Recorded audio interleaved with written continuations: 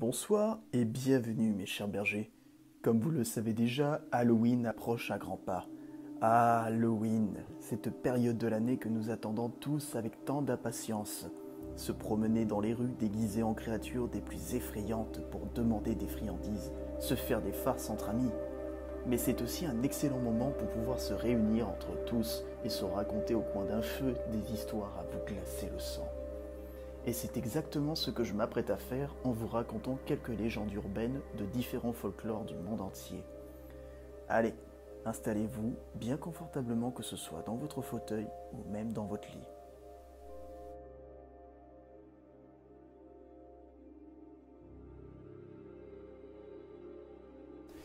La Baba Yaga est un célèbre personnage des légendes slaves qui apparaît souvent dans de nombreux contes russes ou polonais. En général, elle est décrite comme une vieille sorcière, mais dans quelques récits, elle apparaît aussi comme une jeune et belle femme. En fait, elle vieillirait d'un an à chaque fois qu'on lui pose une question, mais elle a la possibilité de rajeunir en buvant une décoction de rose bleue parfois apportée par les voyageurs. Mal coiffée, elle ne porte pas le traditionnel foulard sur la tête. Elle a une jambe constituée uniquement d'un os sans chair. C'est une ogresse qui dévore les voyageurs et en particulier les jeunes enfants, grâce à sa bouche qui s'étire du sol jusqu'aux portes de l'enfer et garnie de dents d'acier. Toutefois, en dépit de son appétit vorace, elle est maigre comme un squelette.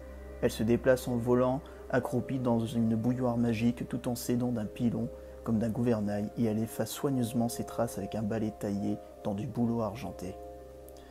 Chaque fois qu'elle apparaît, un vent sauvage commence à souffler.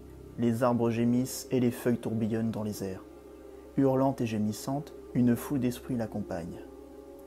Mais c'est sans doute sa maison qui est la plus étonnante. C'est une petite cabane en bois juché sur deux pattes de poulet qui peut éventuellement se déplacer. Dans certaines légendes, elle n'a pas ni porte ni fenêtre, mais on peut les faire apparaître en prononçant une phrase magique. Le portail est lui aussi fait d'os humain, et la serrure ressemble à une bouche garnie de dents pointues et acérées. Quand un visiteur entre dans sa cabane, Baba Yaga lui demande s'il est venu de son plein gré ou s'il a été envoyé. La Banshee est un être issu des légendes de la mythologie irlandaise. Plus généralement, on en retrouve des écrits en Irlande, Écosse, ainsi qu'au pays de Galles et en Bretagne. Terrifiante, cette créature féminine annoncerait par ses hurlements stridents une mort à venir. La Banshee, Banshee ou Bansidé en gaélique irlandais, est avant tout décrite comme une femme blafarde, habillée d'une longue robe blanche fantomatique. Ses cheveux seraient alors coiffés en bataille et ses cris appelés killings seraient si déchirants qu'ils transperceraient toutes les âmes humaines. Aussi la Banshee est par définition un être en douleur qui manifeste sa souffrance par de véritables cris inhumains. Ses hurlements seraient d'ailleurs d'une telle intensité qu'ils blanchiraient les cheveux de celui qui les entend. Dans les récits, on dépeint ces cris comme un savant mélange de hurlements poussés par des enfants, de hurlements de loups, ainsi que des plaintes criées par les femmes en plein accouchement. Ajoutez à cela le cri de l'oie sauvage et vous aurez alors une bonne idée de la cacophonie insupportable d'un hurlement de Banshee. La légende raconte que ces hurlements annonceraient alors, pour celui qui l'entend, la mort prochaine d'un proche ou de quelqu'un d'important. Beaucoup d'ailleurs l'assimilent à une figure voisine de la grande faucheuse, à ceci près que la Banshee ne fait qu'annoncer la mort, elle ne la provoque jamais. La légende voudrait également que les grandes familles irlandaises possèdent leur propre Banshee. Celle-ci n'annoncerait ainsi que les morts à venir des membres de la famille, et en aucun cas celle d'étrangers à ce cercle familial.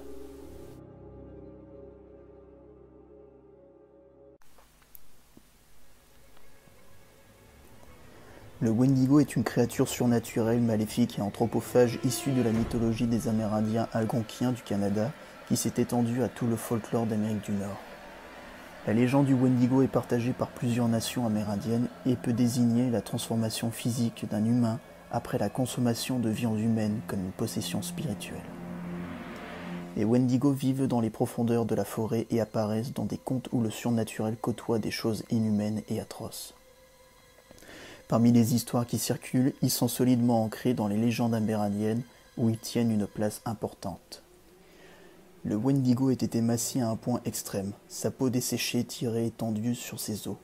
avec ses os poussant contre sa peau elle-même de la couleur des cendres grises de la mort, et ses yeux repoussés au plus profond de leurs orbites. Le Wendigo ressemblait à un squelette récemment déterré de sa tombe. Ses lèvres étaient en lambeaux, souillées de sang et de souffrance et de suppuration de la chair.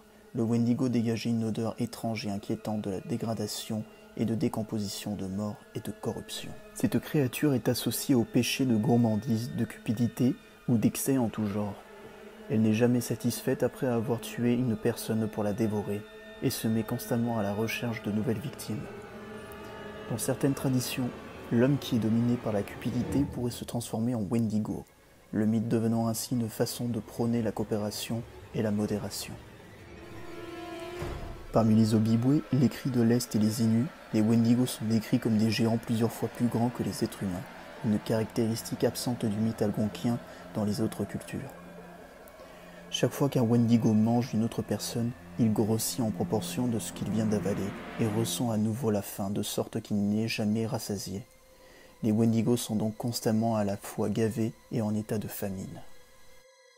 Bien que la plupart des contes présentent le Wendigo comme étant un cannibale dangereux et violent, l'hôte peut encore essayer de vivre loin de la civilisation au plus profond des bois pour empêcher quiconque d'être sa prochaine victime. Quelques personnes habitées par la créature se suicideraient même pour éviter de blesser quelqu'un. Certains contes mentionnent aussi le Wendigo comme un géant de glace squelettique ou un géant squelettique au cœur de glace, ou comme une bête monstrueuse mi-homme, mi-animal, proche du loup-garou, ou encore un grand hominidé proche du Sasquatch. Il peut aussi être un esprit mauvais qui hante la plupart du temps les bois subarctiques à la recherche d'un hôte pour l'aider à satisfaire son envie physique de chair humaine. La créature est caractérisée par son extrême cruauté envers ses victimes et son goût immodéré pour la chair humaine. Il peut aussi prendre une forme d'ombre, mais toutes ces formes ont en commun un cœur de glace, particulièrement visible lorsqu'il est sous forme de squelette. Sa partie humaine aurait naguère eu le cœur brisé par un humain et c'est pourquoi il serait gelé à tout jamais.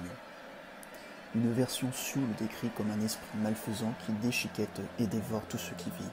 Son haleine répand des maladies et il se transforme parfois en ouragan. Il semble être nocturne, parce qu'on dit de lui qu'il cherche ses victimes pendant l'aube et les dévore dans l'obscurité. La chair pourrait être son principal régime, mais on dit aussi qu'il mange le bois, les mousses de marée et parfois des champignons putréfiés.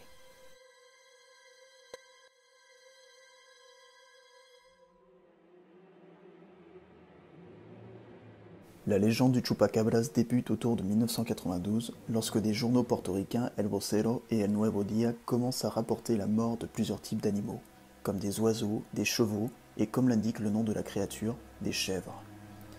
À ce moment, le Chupacabra est connu sous le nom de El Vampiro de Moca, puisque les premières victimes sont trouvées dans la petite ville de Moca.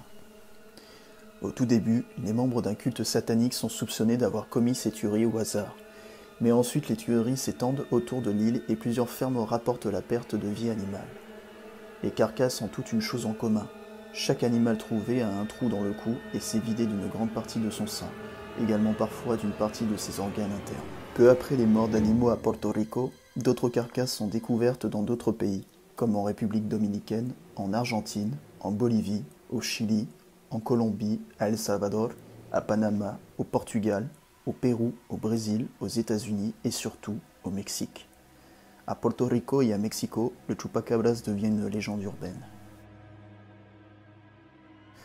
Le Chupacabras est considéré par les Mexicains comme le produit d'une hystérie collective, alors que d'autres pensent qu'il s'agit d'une piètre explication à des morts animales résultant d'attaques d'origine inconnue.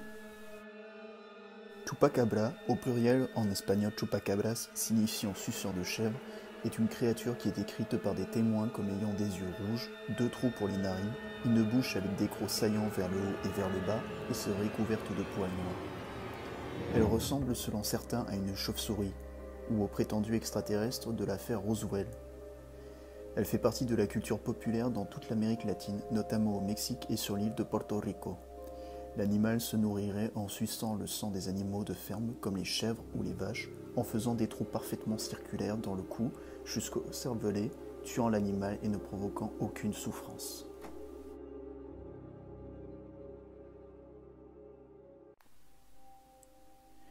La goule, de l'arabe al-goul, et au féminin Al-Ghula, qui signifie l'ogre, est une créature monstrueuse du folklore arabe et perse qui apparaît dans les contes des Mille et une nuits. Les ghouls changent de forme, prenant le plus souvent l'apparence d'une hyène ou celle d'une femme, mais elles sont reconnaissables à leurs pieds fourchus, seul élément constant de leur apparence. La goule affectionne les cimetières où elle déterre les cadavres pour s'en nourrir.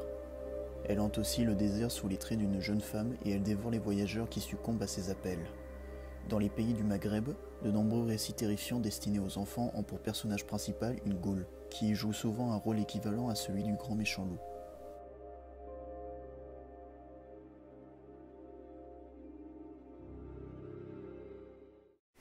Et voilà mes chers amis, c'est la fin de cette vidéo. J'espère qu'elle vous aura plu. Je ne sais pas si vous l'avez remarqué, mais le ton de ma voix dans cette vidéo a énormément changé par rapport aux précédentes où elle était vraiment démesurément grave.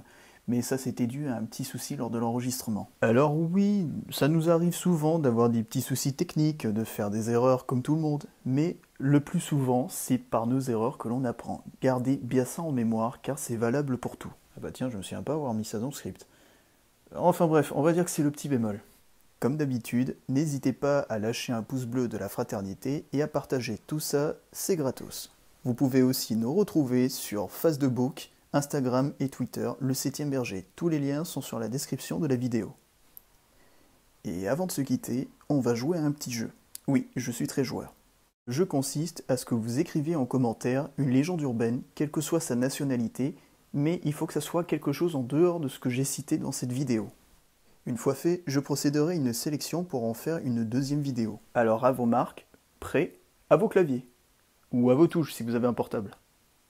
Sur ce, je vous dis portez-vous bien, passez un excellent Halloween, ne mangez pas trop de bonbons car ça donne des maux de ventre et des caries, et à la prochaine pour de futures vidéos. Ciao!